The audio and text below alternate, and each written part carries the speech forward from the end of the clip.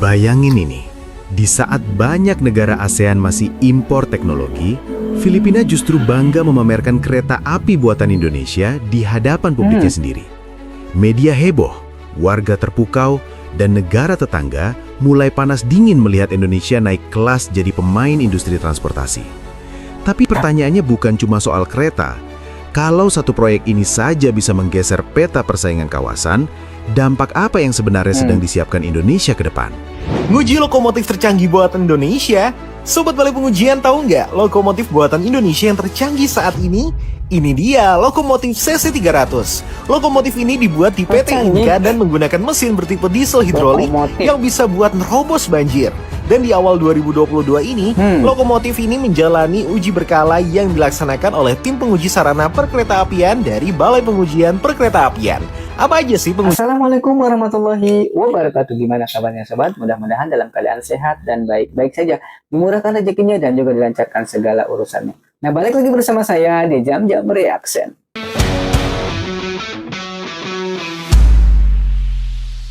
Di video kali ini saya akan mereaksi salah satu video, yaitu dari channelnya Hippo Academy. Ya, silahkan di subscribe, yaitu channelnya Hippo Academy. Di komen, like, dan juga share. Nah, untuk judulnya yaitu Filipina pamer kereta api buatan RI, auto jadi primadona, jiran mulai kebakaran jenggot.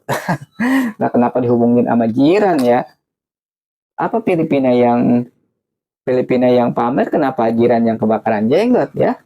Oke, kita tonton saja videonya. Tapi sebelum kita nonton videonya, jangan lupa di subscribe dulu, yaitu channelnya Hippo Academy dan juga Jam-Jam Reaction. Kalau sudah di subscribe, mari kita tonton videonya. 1, 2, 3.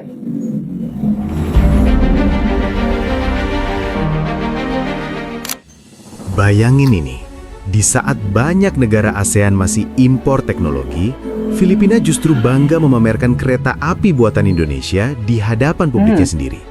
Media heboh, warga terpukau, dan negara tetangga mulai panas dingin melihat Indonesia naik kelas jadi pemain industri transportasi. Tapi pertanyaannya bukan cuma soal kereta. Kalau satu proyek ini saja bisa menggeser peta persaingan kawasan, dampak apa yang sebenarnya sedang disiapkan Indonesia ke depan? Nguji lokomotif tercanggih buatan Indonesia? Sobat Balai Pengujian tahu nggak lokomotif buatan Indonesia yang tercanggih saat ini? Ini dia lokomotif CC300. Lokomotif ini dibuat di PT Inka dan menggunakan mesin bertipe diesel hidrolik yang bisa buat nerobos banjir. Dan di awal 2022 ini, lokomotif ini menjalani uji berkala yang dilaksanakan oleh tim penguji sarana perkeretaapian dari Balai Pengujian Perkeretaapian. Apa aja sih pengujiannya? Pengujiannya ada uji statis dan beberapa item pengujiannya diantaranya uji dimensi, uji emisi gas buang, uji klakson, uji diameter roda, dan juga dilakukan uji dinamis.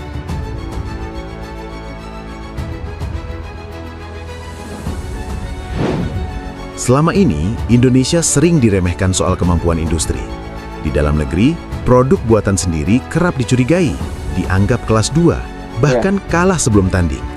Padahal, di balik hiruk-pikuk kritik itu, ada satu fakta yang jarang dibahas. Indonesia diam-diam membangun kekuatan industri strategis. Salah satunya datang dari Madiun, Jawa Timur, tempat PT Inka berdiri. Oh, dari Madiun, guys. Dari kota inilah, Indonesia mulai masuk ke arena yang biasanya hanya dikuasai Jepang, China, dan Korea Selatan. Situasi berubah ketika Filipina menghadapi krisis transportasi nasional. Armada kereta mereka sudah tua, boros, sering rusak, dan tidak lagi sanggup melayani kebutuhan mobilitas masyarakat. Pemerintah Filipina pun membuka tender internasional untuk modernisasi besar-besaran. Banyak yang mengira pemenangnya sudah bisa ditebak, Jepang dengan reputasi teknologinya, atau China dengan harga murahnya. Tapi justru di titik inilah, Indonesia masuk sebagai variabel yang tak diperhitungkan. Ketika hasil tender diumumkan, banyak pihak terkejut. Filipina resmi memilih lokomotif dan rangkaian kereta buatan PT Inka. Keputusan ini langsung memantik reaksi di kawasan. Negara-negara tetangga mulai bertanya-tanya, sejak kapan Indonesia bisa mengalahkan raksasa industri perkeretaapian Asia? Ya.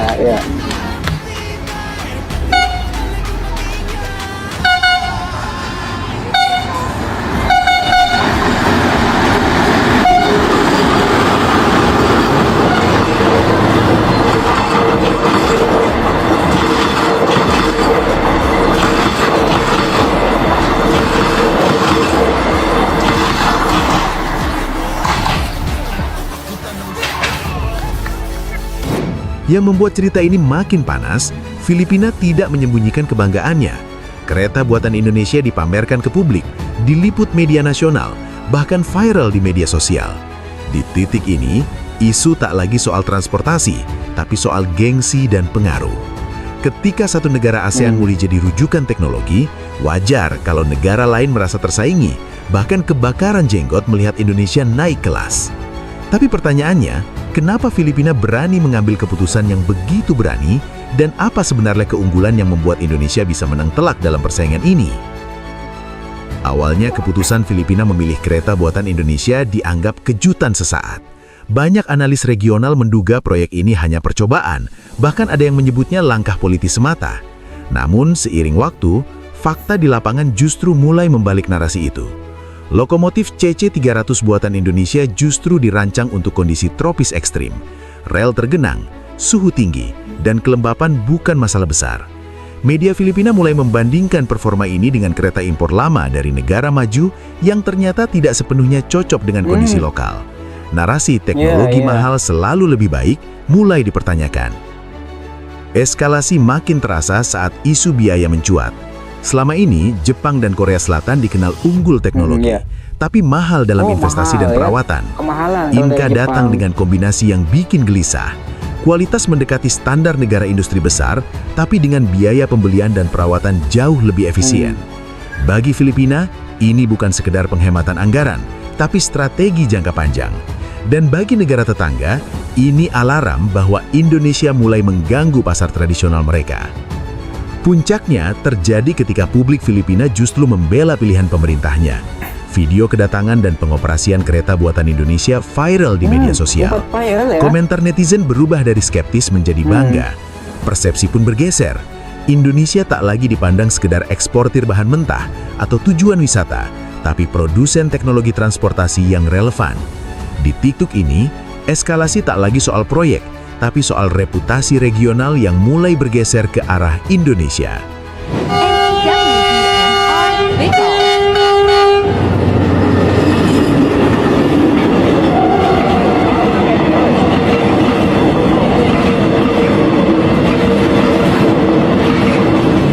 Keberhasilan kereta buatan PT Inka di Filipina bukan kebetulan, bukan proyek coba-coba, dan bukan pencitraan. Ini hasil dari strategi industri yang matang berbasis kebutuhan nyata negara tropis berkembang. Indonesia menang bukan karena paling canggih di atas kertas, tapi karena paling relevan di lapangan. Dan justru faktor inilah yang membuat negara-negara tetangga mulai merasa terancam secara diam-diam. Fakta puncaknya terlihat dari efek domino. Setelah operasional berjalan mulus, Filipina melakukan pemesanan lanjutan. Dalam dunia industri, repeat order adalah validasi tertinggi. Artinya, produk Indonesia bukan hanya diterima, tapi dipercaya untuk jangka panjang. Ini sekaligus menjawab keraguan lama bahwa Indonesia hanya kuat di pasar domestik.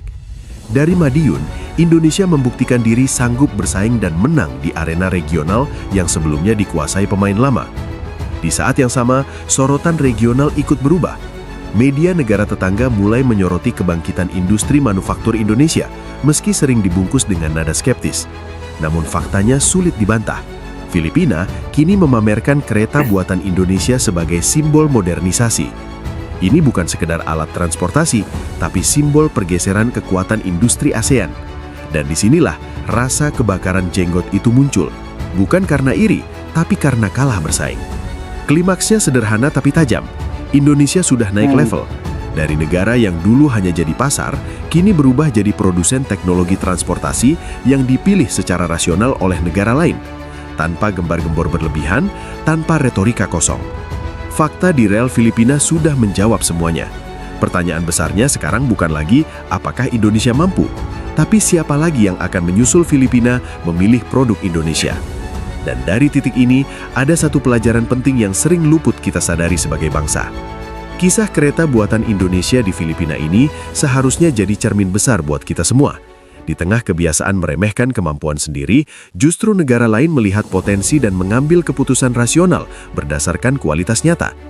Dari Madiun, Indonesia membuktikan bahwa industri nasional bisa menembus pasar regional, bersaing secara sehat, dan menang tanpa sensasi. Keren, keren. Ini bukan akhir cerita, tapi sinyal awal bahwa peran Indonesia di kawasan pelan-pelan sedang bergeser ke level yang lebih tinggi. Demikian tadi telah kita saksikan bersama-sama videonya di mana Indonesia memenangkan tender ya, mengalahkan Jepang dan juga China, dan Filipina memilih Indonesia sebagai tender kereta apinya. Wow, keren ya, Indonesia sekarang sudah berjaya ya, sudah bisa mengekspor kereta api ke luar negeri. Katanya yang sebelah kebakaran jenggot, tahu ya negara mana yang kebakaran jenggot ya. Oke guys, terima kasih sudah menonton video ini. Mohon maaf bila ada kata-kata yang salah. Kita ketemu lagi di video reaction selanjutnya. Saya akhiri. Wassalamualaikum warahmatullahi wabarakatuh.